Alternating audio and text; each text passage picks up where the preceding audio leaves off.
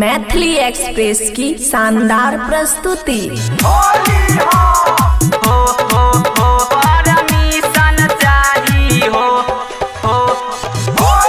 खुशी recording studio बलुआहा। हो भैया होली खेलई खातिर परमिशन चाही हो भैया होली खेलई खातिर परमिशन चाही हो, परमिशन चाही हो, परमिशन चाही हो। त तोरा साली से खेलवा होली परमिशन चाही हो भैया होली खेलई खातिर परमिशन चाही हो। परमिशन चाही हो,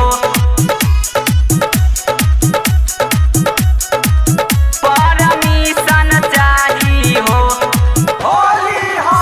त अइला पिन के फगुआ में चोली घूमे छ सगरो गाँव घर टोली हो भैया, घूमे छ गाँव घर टोली, घूमे छ गाँव घर टोली। त अइला पिन के फगुआ में चोली घूमे छ गाँव घर टोली हो भैया, घूमे छ पिन के चोली। तरंग से डंगवाए कर चोली परमिशन चाही हो भैया होली खेलई खातिर परमिशन चाही हो। परमिशन चाही हो। खुशी रिकॉर्डिंग स्टूडियो बलुआहा। परमिशन चाही हो। तमन्ना करना हो भैया तोर परछिया हम पैया हो भैया, परछिया हम पैया पैया। तमन्ना करना हो भैया तोर परछिया हम पैया हो भैया, परछिया हम पैया।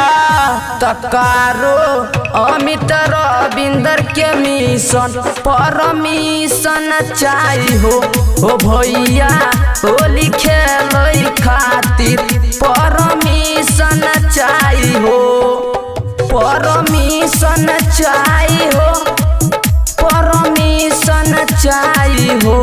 त तोरा साली से खेलवा होली परमिशन चाही हो भैया होली खेलई खातिर परमिशन चाही हो।